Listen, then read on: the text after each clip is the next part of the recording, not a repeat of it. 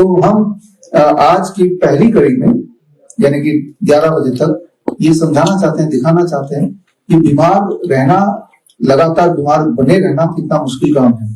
जो मुश्किल काम आप ऑलरेडी कर रहे हैं, जो लोग मुझे सुन रहे हैं और बीमार हैं और उनके पास दवाइयों की गोली है और उनको उनका एक शेड्यूल है दवाइयों का, सुबह कौन सी दवाई लेनी है, दोपहर को कौन सी लेनी है, शाम को कौन सी लेना है, कब ब्लड शुगर चेक करना है, कब ब्लड प्रेशर चेक करना है, कब डॉक्टर का अपॉइंटमेंट लेना है, उनके लाइफ का एक बहुत बड़ा हिस्सा है। लगभग 1/3 पैसा उनका इसी में खर्च होता है ऑन एवरेज, अगर हम भारत की बात करें। और हर साल करीब 50 से 60 लाख लोग ऐसे होते हैं जो गरीबी की रेखा के नीचे चले जाते हैं, जस्ट बिकॉज वो डॉक्टर की सारी बात मानते हुए वो सारे प्रोटोकॉल फॉलो कर रहे हैं। तो ये एक तरह की गुलामी है, जहाँ पे ये इकोनॉमिकल गुलामी तो है ही है, वेल्थ की गुलामी और हेल्थ की गुलामी, और साथ ही साथ हमारी जनरेशन भी खराब हो रही है। ऐसे लोग जो इस तरह से बीमार हैं और दवाइयों पे हैं, और वो जब बच्चे पैदा करेंगे तो उनके बच्चों में भी जाहिर सी बात है वो कुछ ना कुछ अंश जाएगा। तो यानी कि एक नस्ल, एक जनरेशन खराब करने का एक जो षड्यंत्र चल रहा है, हमें इससे आजादी चाहिए, और वो बड़ा आसान है। आसान मैं इसलिए बोल रहा हूँ क्योंकि आप देखेंगे ऐसे ऐसी भयंकर बीमारियां, जो लोग लाइव सुन रहे हैं ध्यान से सुनिए, कि ऐसे ऐसी बीमारियां जिनको आपको बोल दिया गया था ये कभी भी ठीक नहीं हो सकता, जबकि यहाँ पे अभी ऐसे पेशेंट्स आएंगे, हमारे डॉक्टर होम के डाइटिशियंस आएंगे, डॉक्टर्स आएंगे, और वो आपको दिखाएंगे कितनी आसानी से घर बैठे ही और घर के सामान से ही वो लोग न केवल ठीक हो गए हैं और ठीक होने के बाद अपनी कहानी बताने के लिए यहाँ पे हैं। और हमारे कॉन्फ्रेंसेस होते रहते हैं, आपको पता है 30 नवंबर राजीव दृष्टि जयंती के दिन भी हमने कॉन्फ्रेंस किया था, और उससे पहले 23 जुलाई चंद्रशेखर आजाद जयंती के दिन भी हमने कॉन्फ्रेंस किया था। जब भी कॉन्फ्रेंस करते हैं हम, तो जितने भी मेडिकल फैकल्टी है, सो कॉल्ड मेडिकल फैकल्टी, चाहे वो हेल्थ मिनिस्ट्री हो, चाहे वो मेडिकल एसोसिएशन हो, काउंसिल हो, सबको इन्वाइट करते हैं। वो इन्वाइट इसलिए करते हैं क्योंकि जो सबूत है वो हमारे सामने है, वो सबूत आके देखें। लेकिन आजादी से पहले करीब 2.5 लाख भारतीय जिन्होंने खाकी वर्दी में गुलाम बने और अंग्रेजों के अंदर रहते हुए भारत को गुलाम रहने के लिए उन्होंने काम किया। फर्क सिर्फ इतना हो गया, तब वो खाकी वर्दी था, खाकी वर्दी में काले अंग्रेज थे, और वो काले अंग्रेज खाकी वर्दी छोड़ के सफेद कोट पहन के बैठे हुए हैं। और पहला पार्ट अभी से लेके 11 बजे तक है, जो हमारे एग्जाम्पल्स हैं अलग अलग बीमारियों के और कैसे वो ठीक होते हैं, ताकि आपको ये समझ आएगा कि इट इज पॉसिबल। उसके सारे एविडेंसेस आपको दिखेंगे। That because the first part. Second part जो मेन है, that is the live training, एक खास ट्रेनिंग न्यूरो डेवलपमेंटल डिसऑर्डर्स के कॉन्टेक्स्ट में। न्यूरोलॉजिकल डिजीज बोले जैसे पार्किंसन है, डेमेंशिया है, या न्यूरो डेवलपमेंटल डिसऑर्डर बोले जैसे ऑटिज्म है, एडीएचडी है। आजकल ये जो बीमारियों के नाम मैंने बोले हैं, आज से 30 साल पहले, 40 साल पहले ये बीमारियों के नाम किसी को पता भी नहीं थे, लेकिन आजकल ये बीमारी लगभग आप देखेंगे, अगर मैं ऑटिज्म की बात करूं हर 100 में से एक बच्चा, एडीएचडी की बात करूं हर 10 में से एक बच्चा, पार्किंसन, डेमेंशिया, ये सब तो बहुत ही कॉमन है ही है। तो अचानक पिछले 30 साल में ऐसा क्या हुआ या 40 साल में ऐसा क्या हुआ, ये बीमारियां भयंकर रूप से अचानक आ गई है, ये भी हम समझेंगे। और क्या उसका क्योर है और कैसे उसे प्रिवेंट किया जा सकता है, ये हमारे लाइव ट्रेनिंग का पार्ट है। तो आपके दिमाग में भ्रम बचपन से डाल दिया गया है कि अगर एक बार बीमार पड़े तो आप ठीक कभी नहीं हो सकते और आपको दवाई पे निर्भर होना पड़ेगा, यही आपका फ्यूचर है और यही आपका वे ऑफ लाइफ है। याद रखिए, दुनिया में सबसे ज्यादा दुखदायी बात है बीमार रहते हुए जिंदा रहने की कोशिश में लगे रहना, बीमार रहते हुए जिंदा रहने की कोशिश में लगे रहना। श्री संजय मयूर, ऑर्गेनिक फूड करते हैं ऐसे। आचार्य मनीष जी, मिस्टर अंकुश, हमारे बीच आर.के. वर्मा जी भी हैं, president of Arya Samaj BMB के ऑडिटोरियम, मिस्टर अरुण बहल, सेक्रेटरी बीएमबी के। और हमारी टीम से रिक्वेस्ट करूंगी कि आप लोग भी स्टेज पे आए बुक रिलीज के लिए। Please be quick. Doctor Namita, Kalpana, Pratiksha, doctor Sanju, doctor Vanshika, Abhishek, mister Mohan Joshi, doctor Preeti, doctor Tanvi, mister Pushkar, Kapil, Padam, अगर रंजन जी हैं ही कैन ज्वाइन, शुभम।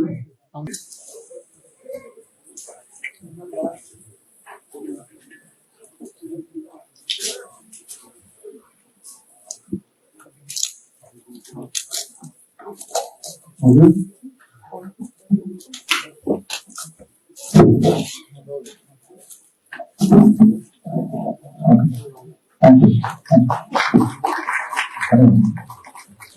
और मैं आग्रह करूंगा हमारे चीफ सर्जन जी से दो शब्द बोले, एड्रेस करें ऑडियंस को। आज इस पुस्तक लोकार्पण के अवसर पर हमारे भाई, मित्र और प्रेरक डॉक्टर B.R. चौधरी जी, आचार्य मनीष जी, जिनको सदैव सुनता रहा हूं, देखता रहा हूं। कहा जाता है कबीरा संगत साधु की, जो गंधी को बास, जो भी गंधी दे नहीं त्यो भी बास सुबास। मैं डॉक्टर B.R. चौधरी जी से हमेशा सुवासिस होते रहा हूं। शायद आपको आश्चर्य होगा, डॉक्टर B.R. चौधरी जी के संपर्क में और आचार्य मनीष के सानिध्य में मैं भी बहुत कुछ सीख गया हूं। और जिस तरह से बताते रहे हैं, कहा जाता है मुंशी प्रेमचंद की कहानियां बड़ी रोचक होती हैं। तो मुंशी प्रेमचंद की कहानियां इसलिए रोचक होती हैं क्योंकि मुंशी प्रेमचंद ने जिया है उसको। तो हमने भी डॉक्टर साहब के सलाहों में जिया है। लोगों ने बाद में मुझे बताया भी कि हाँ बहुत फायदा हुआ। कई लोगों को दिल्ली भी भेजा। तो मुझे लगता है यह सेवा कार्य और बलवती हो, बुलंद हो, हम सब की शुभेच्छा है। आज थोड़े काम में होने के कारण समय कम दे रहा हूं, लेकिन मेरा मन आपके साथ है। मेरी मनोकांक्षा है, मेरी शुभकामना है कि आपकी यह पद्धति और आगे बढ़े और लोगों को स्वस्थ बनाए, क्योंकि स्वास्थ्य जीवन है। एक महीने में एक हेल्दी आदमी जितना दाल, मिलेट्स, 8 तरह के दाल, 5 तरह के मिलेट्स और जितने 5 तरह के मसाले और रॉक सॉल्ट, जो भी चीज आपको कुक फूड में चाहिए वो सारा कुछ नेचुरल फॉर्म में भर दिया है। और इसका रेट, जो रेट मैंने बताया, it competes with the same जो कि किराना स्टोर का नॉन ऑर्गेनिक केमिकल से लेस केमिकल युक्त फूड से कंपैरेटिव एकदम वही रेट बन गया है। बिकॉज बीच में से रिटेलर चला गया और ट्रेडर चला गया, होलसेलर चला गया, सीधे इन्होंने इनसे लिया, लेके इसमें भर दिया और फिर ये आप तक पहुंचा दिया। तो इस VIP diet for boss, it comes with the complete food for 1 month और साथ में इसमें एक छोटी सी ट्रेनिंग भी है। वो ट्रेनिंग का यहाँ पे QR कोड दिया है, उसमें जाके वो कैसे लेना, क्या करना, अलग अलग बीमारियों के लिए वो भी दिया हुआ है।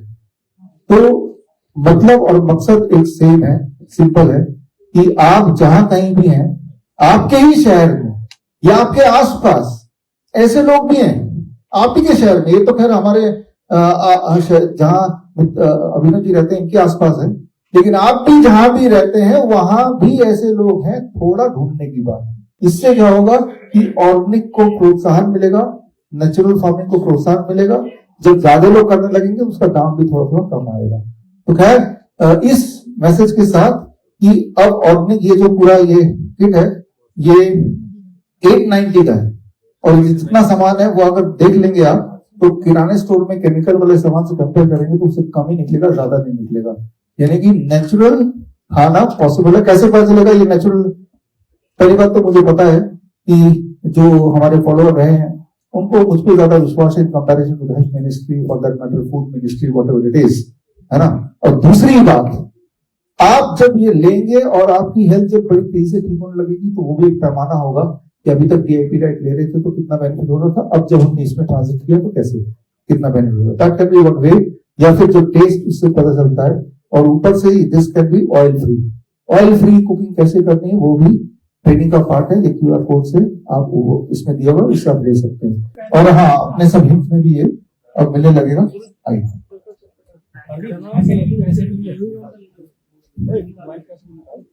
इसको इस मेडिकल माफिया की गुलामी और जिन्होंने आपको समझा दिया है कि अगर एक बार बीमारी हो जाती है तो वो ठीक नहीं होती, चाहे वो डायबिटीज है ठीक नहीं होती, बीपी है ठीक नहीं होती, हार्ट है ठीक नहीं होता, कैंसर के पेशेंट को 6-6 महीने बाद जाके डायग्नोस करना होता है, पेट स्कैन कराना होता है, और उसमें निकल के यही आना होता है कि दोबारा से इधर फैल गया उधर फैल गया।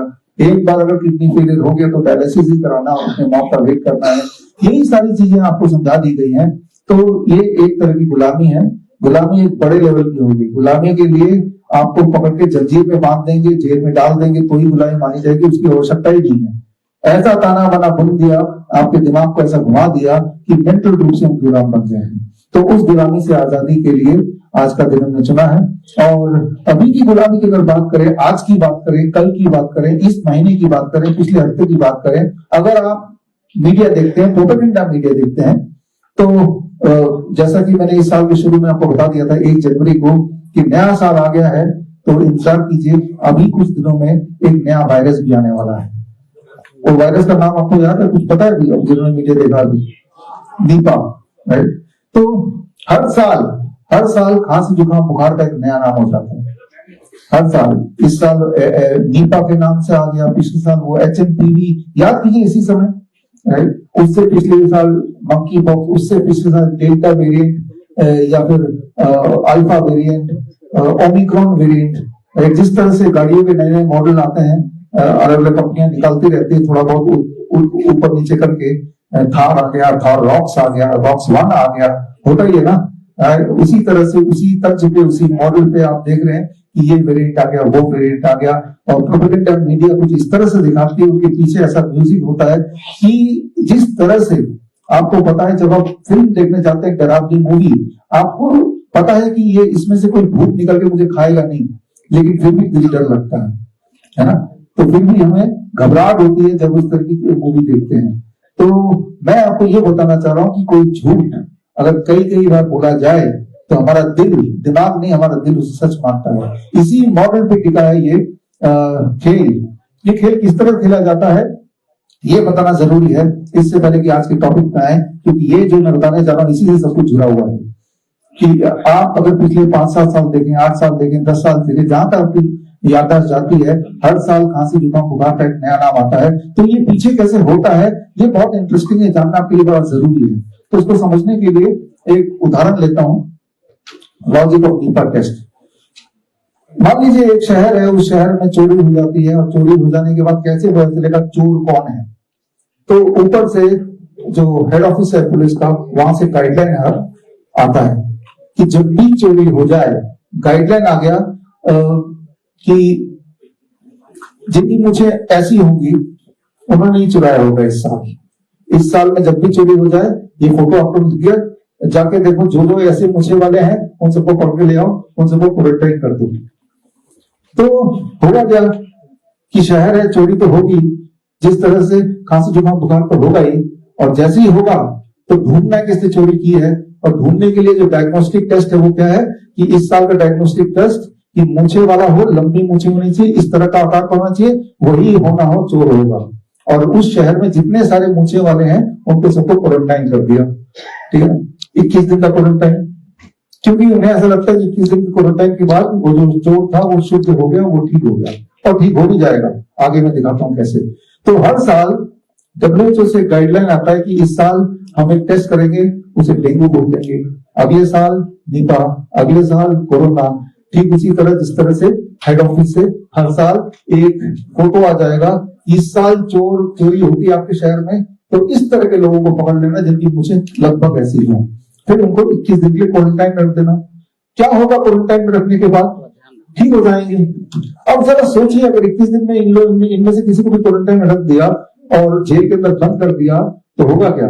21 दिन बाद जब इनसे मिलेंगे, इन सबकी शक्लें एक जैसी हो जाएंगी, नहीं हो जाएंगी एक जैसी, ना तो वो शेव कर पाएंगे ना कुछ कर पाएंगे, तो अब एक जैसे लग रहे हैं, वो ठीक हो गए।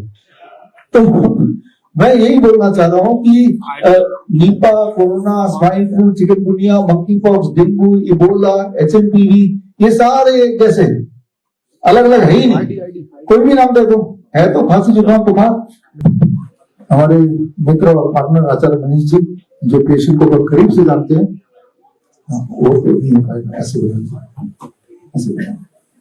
मैं आपके सामने 2 पेशेंट पेश कर रहा हूँ। ये पेशेंट है, अभी तो खैर पेशेंट नहीं, अब तो फाइटर हो गई। ये व्हील चेयर पे आई थी, इसकी आंखें दोनों बंद थी और वैसे पीपीटी में फोटो है आपके, इसी पीपीटी में, इसी पीपीटी आपको जो दी हुई है फोटो। अच्छा अच्छा, तो इनकी दोनों आंखें बंद थी। डॉक्टर के हिसाब से कहानी नमस्ते, और व्हील चेयर पे आई थी, हीमोग्लोबिन कम था, जब आई थी तो सांस नहीं ले पा रही थी। इवन कि हमारे डॉक्टर भी डर रहे थे कि इनको लेके नहीं ले। मैं खुद ही इनसे बोलता हूँ कि अभी इनका ट्रीटमेंट ऑनगोइंग है, अभी हमने 19 दिन एडमिट करके इनको छुट्टी दी है, सिर्फ आज आपसे मिलने के लिए बुलाया है। अब अपने पैरों पे चल के आई है, और आज से 1 साल पहले अगर आप इनकी फोटो देख लोगे तो ये मॉडल थी। ये सिर्फ और सिर्फ पीरियड डिस्टर्ब हुए, उसकी दवाइयां खाई, हार्मोन्स की दवाइयां खाई, उससे वो कैंसर तक पहुंची। जब आई थी तो आपकी बाजुएं कैसी थी? इनकी बाजुएं ऐसी थी क्योंकि बाजू के नीचे इतनी बड़ी बड़ी गांठें थी, बॉल जैसी, जैसे मुंह देख रहे हो ना, ऐसी गांठें बाजू के नीचे भी थी, और ब्रेस्ट पे भी गांठ थी। तो आप खुद ही बता दो। जो आर्मपिट में गांठें थी वो तो बिल्कुल ही खत्म है, ऑलमोस्ट इतनी रह गई है। और ब्रेस्ट की गांठ इतना काफी बड़ा था तो वो स्वेलिंग, उसकी पानी भी कम हुआ उसका। तो बाकी मुझे सांस लेने में बहुत ज्यादा दिक्कत थी, उसमें भी मुझे काफी आराम आया है। उसमें तो मुझे मतलब कि 1 हफ्ता 10 दिन के अंदर ही आराम आ गया था। और नाक में से ब्लीडिंग होती थी हल्की हल्की, वो मेरी 2-3 दिन में ही ठीक हो गई थी। ये ब्लड कैंसर की किस्म है जो कि दुनिया में लाइलाज है, लेकिन 19 दिन के अंदर इनमें ये अपने आप चलने लग गई। अभी कितने दिनों में छुट्टी लिए हुए आपको? अभी 10 दिन ही हुए, मतलब 29 दिन टोटल हुए हैं, 19 दिन हमारे पास रही है। अभी 10 दिन से घर पे होमवर्क कर रही है। अभी इनको दोबारा बॉडी को डिटॉक्स करने के लिए बुलाएंगे, और घर का इनको होमवर्क चल रहा है, और ये आपके सामने है। और अपनी, क्योंकि इनको मैंने जब पहली बार मिला था तो मैंने इनसे पूछा जीना क्यों है, तो इनकी 3 बेटियां हैं बड़ी प्यारी प्यारी, तो इन्होंने बोला मुझे उनके लिए जीना है। तो मैं चाहूंगा ऐसे पेशेंट्स को, ये पीछे इनकी फोटो है जिस दिन हमारे पास आई थी, जिस दिन आई थी ये फर्स्ट डे की फोटो। आप देखो इनकी आंख कैसी है, और पूरे गाल वाल पूरा इनका हाल था। और जब ये आई थी सांस नहीं ले पा रही थी, व्हील चेयर पे आई थी, और अब आपके सामने चल भी रही है, आंखें खुली हुई हैं, और सूजन कम होनी शुरू हो गई है, और बाजू की गांठें इनकी बिल्कुल दोनों खत्म हो गई, और ब्रेस्ट की गांठ भी एक साइड की तो ऑलमोस्ट खत्म हो गई। थैंक यू, धन्यवाद। Hello, my name is Vedanshi Verma. I am from Pune, Maharashtra. My song name is एक जिंदगी में।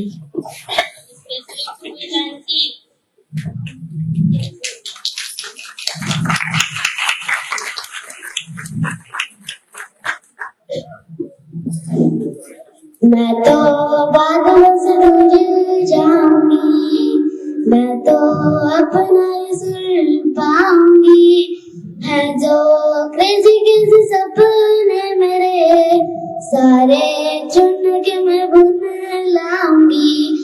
मैं माना इस दुनिया की हुई नहीं, मैं अपनी दुनिया बनाऊंगी। कि एक जिंदगी मेरी 100 ख्वाहिशा मैं 1 इंच पूरी करा, एक जिंदगी मेरी जिंदगी 100 ख्वाहिशा मैं पूरी करा। ओ ओ ओ ओ ओ ओ। सारे जहां को मोटिवेट किया, और वेदांशी को देखने के बाद जो पेरेंट्स ऑनलाइन लाइव देख रहे हैं मुझे, और उनको यकीन आ गया होगा कि आपके बच्चे भी पूरी तरह ठीक हो सकते हैं। इंस्पिरेशन वेदांशी आपके लिए।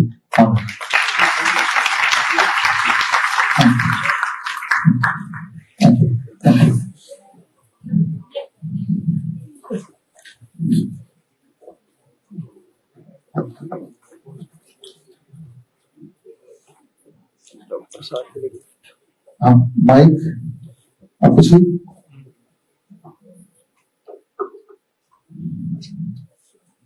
मेरे तरफ से नमिता मैम को गिफ्ट। मेरी गॉड मदर है, ये मेरी गॉड मदर है सर, मेरे गॉड फादर है। सिर्फ मेरी माँ ने मेरी परवरिश की है, बट जिंदगी जीने का असली मजा आज से मिल गया है, और ये जिंदगी में बहुत दूर तक जाएगी। ये कॉन्फिडेंस बहुत ही लेस लेवल 0 पॉइंट में था, आज जहाँ से बढ़ गया है। ये बहुत बड़ी मंच पे अब काम कर पाएगी। मुझे बस यही देखना था। शारीरिक तो मैंने देख लिया था, ये जो मंच का था आज इशू ये भी दूर हो गया। तो प्रोटोकॉल में बहुत कम है, सिर्फ एवरीवन फॉलो करें और ये एक मैजिक है। हर क्षण हर कड़ी में प्रोटोकॉल में मैजिक ही मैजिक भरा है। विश्वास के साथ 100% प्लीज सभी लोग फॉलो करें। ये कहानी इस युग की नहीं है बल्कि ये त्रेता युग की है। त्रेता युग में जब राम भगवान ने वानर बाली को पेड़ के पीछे छिपकर मारा था तो वह पेड़ नीम का पेड़ था। वानर बाली ने बोला तो उसने आक्रोश से राम की तरफ देखा कि बाण कहाँ से आया और सारा उसकी आंखों का आक्रोश से नीम का पेड़ विषैला हो गया। नीम के पेड़ ने राम को बोला मेरा क्या कसूर था, मैं क्यों विषैला हुआ। तो उसने बोला कोई बात नहीं, जब समुद्र का मंथन हुआ था तो शिवा ने भी विष पिया था और इस त्रेता युग का विष मैं आज तेरे को पिला रहा हूँ। मगर नीम के पेड़ तू चिंता ना कर, आने वाला द्वापर युग है, द्वापर युग में मैं कृष्ण का अवतार लूंगा, उसमें ये वानर बहेलिया बनकर मेरा वध करेगा। पांचों पांडव मेरे शरीर को तो जला देंगे मगर मेरे दिल को कोई नहीं जला पाएगा। और फिर आएगा कलयुग, कलयुग में मैं पुरी में जगन्नाथपुरी में जगन्नाथ का अवतार लूंगा और मैं आज तुझे वरदान देता हूँ कि उस जगन्नाथ में मेरा ये दिल लगाया जाएगा मगर वो मूर्ति बनेगी सिर्फ नीम के पेड़ से। और उस नीम के पेड़ से जगन्नाथ जी की मूर्ति बनाई जाती है मगर उस दिल में इतनी पावर है कि हर 15 साल में नीम का पेड़ पिघल जाता है। तो इसलिए हर 12वें साल में ये मूर्ति दोबारा से बनाई जाती है। और जब महाराज इनको 56 भोग लगाया जाता है तो उसके बाद नीम का चूरन खिलाया जाता है कि भगवान का पेट ना खराब हो जाए। और राम जी ने नीम को यह भी बोला कि कलयुग में हर कण कण में विष होगा और उस समय तेरा यह विषैला विष ही उसका काट बनेगा। तो आज जितना भी बीमारियां हैं उसका जो काट है वो नीम का पेड़ है। और दत्तात्रेय के जो अवतार थे साईं बाबा, वो भी पूरी जिंदगी नीम के पेड़ के नीचे बैठे रहे और उन्होंने इसको कल्प वृक्ष का नाम दिया और उन्होंने उसको बोला ये अमृत तुल्य है। तो ये डॉक्टर बीआरसी को के सिर पर जब सरस्वती माँ ने हाथ रखा और डॉक्टर बीआरसी ने ना जाने कहाँ से ये ग्रीन गोल्ड की बुक लिख दी। जब मैंने ये ग्रीन गोल्ड की बुक पढ़ी तभी से हमारी जर्नी शुरू हुई ऑटिज्म की और हमें पता था कि नीम ही चमत्कारी है और नीम ने ही हमारे सारे बच्चे ठीक किए हैं। Thank you.